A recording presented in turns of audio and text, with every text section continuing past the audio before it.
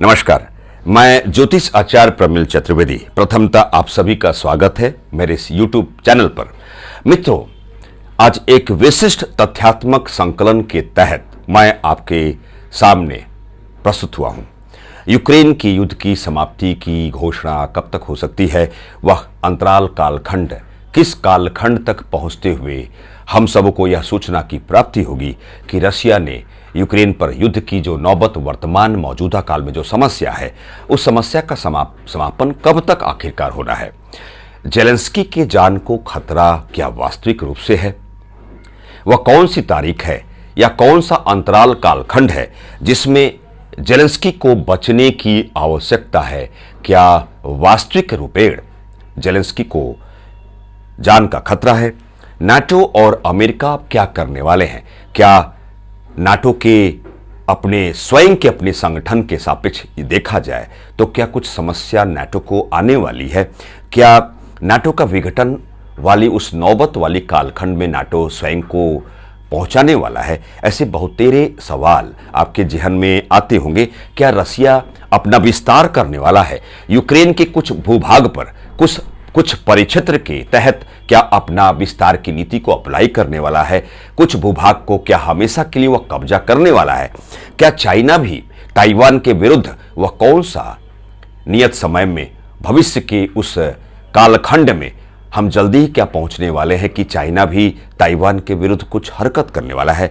मित्रों, जब युद्ध की बात करते हैं तो एस्ट्रोलॉजिकल बैकग्राउंड में हम राहु की बात करते हैं, मंगल की बात करते हैं। जब कोई ज्योतिष आचार्य या एस्ट्रोलॉजर ट्रांजिट की बात करता है या ग्रह गोचर की बात करता है तो सौर मंडल में एक नियत काल अंतराल कालखंड तक के लिए प्रत्येक प्लैनेट एक नियत राशि को रिवॉल्व करती है, उस राशि से परिभ्रमित करती है। और जब युद्ध की बात होती है, मिसाइल जैसे आक्रमणकारी जो बेसिक एलिमेंट की जब प्रयोग वाली बात होती है तो मंगल की बात होती है। मिसाइल की बात करें और तोपों का यूज करने वाली बात करें, बिल्कुल आक्रमणकारी तरीके से हम युद्ध की नौबत वाली उस कालखंड में हम नेस्तनाबूद करने वाली बात करें तो मंगल की बात होती है। मित्रों, आज 16 मार्च 2022 में मैं आपको आपके सामने अपने वक्तव्य शैली का इस्तेमाल कर रहा हूं। कल 17 मार्च है। कल से ही आंशिक परिवर्तनकारी व्यवस्था अर्थात एक सकारात्मक परिवर्तन वाली उस कालखंड में हम एंट्री करेंगे।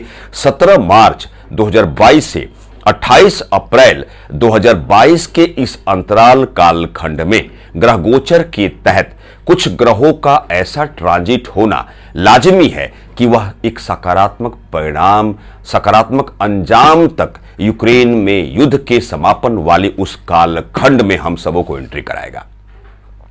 17 मार्च से जहां राहु की दृष्टिगत रिश्ते मंगल पर जो पड़ रही है उसका समापन होने वाला है। और मंगल, चूंकि युद्ध की बात होती है तो मंगल की बात होती है। 9 ग्रहों के श्रृंखला में सर्वाधिक पापी प्लैनेट, क्रूर प्लैनेट मंगल 30 मार्च 2022 को अपने चंद्रमा के श्रवण को छोड़ते हुए अपने धनिष्ठा नक्षत्र में वह एंट्री करने वाले हैं। कुछ एस्ट्रोलॉजर उसे 2 अप्रैल 2022 मान रहे हैं, लेकिन मैं अपने बैकग्राउंड के तहत मैं उसे 30 मार्च को ही कैलकुलेशन वाले मोड में स्वयं को अप्लाई कर रहा हूं। अर्थात 30 मार्च को मंगल श्रवण नक्षत्र से हटते हुए अपने स्वयं की धनिष्ठा नक्षत्र में प्रवेश करेंगे। और जहां वर्तमान समय में मंगल 26 फरवरी 2022 से अपने ऊंचे राशि में विराजमान शुक्र और शनि से युति बनाए हुए हैं, बेसिक प्रॉब्लम यही है। अर्थात 7 अप्रैल को भी अपने ऊंचे आसन को मंगल त्यागने वाले हैं। अर्थात मंगल 7 अप्रैल 2022 को कुंभ राशि में प्रवेश करेंगे। और सबसे अच्छी बात है कि 12 अप्रैल 2022 को बृहस्पति, देवगुरु बृहस्पति अपने स्वयं की मीन राशि में एंट्री करेंगे।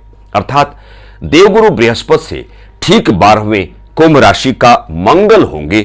सबसे अधिक गौर फरमाने वाली बात कि क्या वास्तविक रूप से वह समय सीमा कौन सी है, वह टाइम पीरियड कौन सा है जिसमें जेलेंस्की की मृत्यु हो सकती है या फिर जेलेंस्की को खतरा है, अपने जान बचाने का खतरा है, वह समय कब आएगा? मित्रों, 28 अप्रैल को जहां तक आपको जानकारी है कि शनि भी अपने स्वयं की राशि कुंभ राशि में एंट्री करने वाले हैं, जहां मंगल 30 मार्च को धनिष्ठा नक्षत्र में एंट्री करेंगे।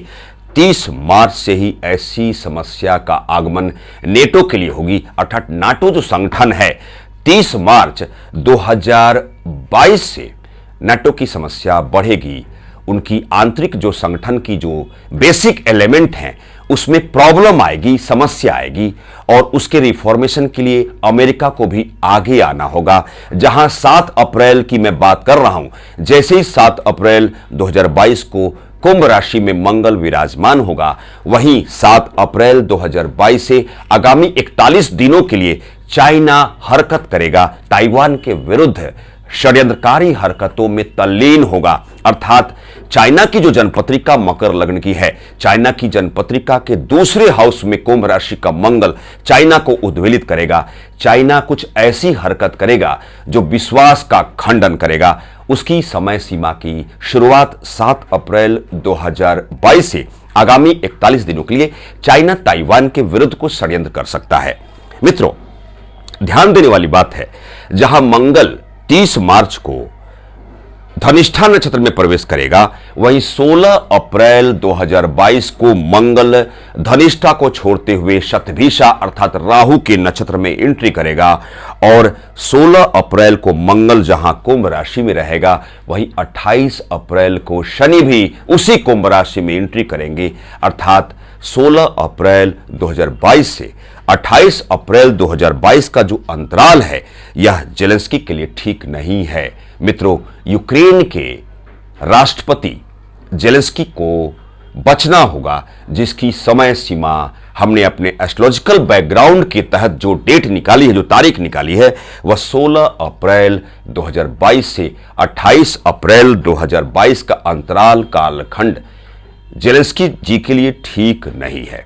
मित्रों, अब ध्यान देने वाली बात है, यूक्रेन के युद्ध के समापन वह नियत कालखंड, वह समय सीमा कब तक है। मित्रों, ध्यान देने वाली बात है, 17 मार्च से राहु का दृष्टिगत रिश्ता मंगल पर नहीं होता हुआ उस प्रतीत काल में हम एंट्री कर रहे हैं, अर्थात कल की तारीख से कर रहे हैं।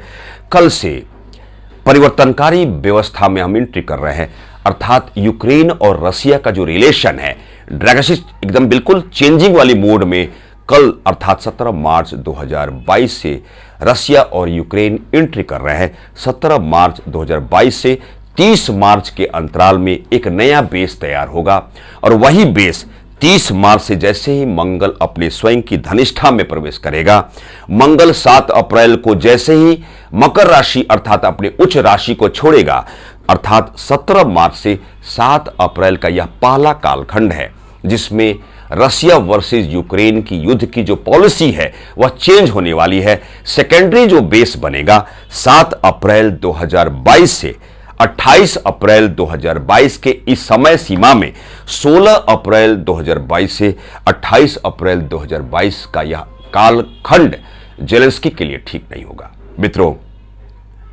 ईश्वर का नाम लें, हमारा भारतवर्ष विश्व शांति का हमेशा से ही दूत रहा है।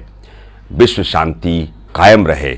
यूक्रेन में युद्ध का समापन की घोषणा जल्दी ही रसिया करे, अर्थात मंगल की जो पोजीशन 7 अप्रैल 2022 से जैसे कुंभ राशि अर्थात शनि की राशि में एंट्री करेगा, और शनि 28 अप्रैल को अपने स्वयं की राशि में एंट्री करेगा, और मंगल और शनि की युति बनेगी। देवगुरु बृहस्पति से ठीक 12वें मंगल और शनि की युति बनेगी, अर्थात यूक्रेन के कुछ परिक्षेत्र विशेष को हमेशा के लिए रसिया अपने कब्जे में लाएगा।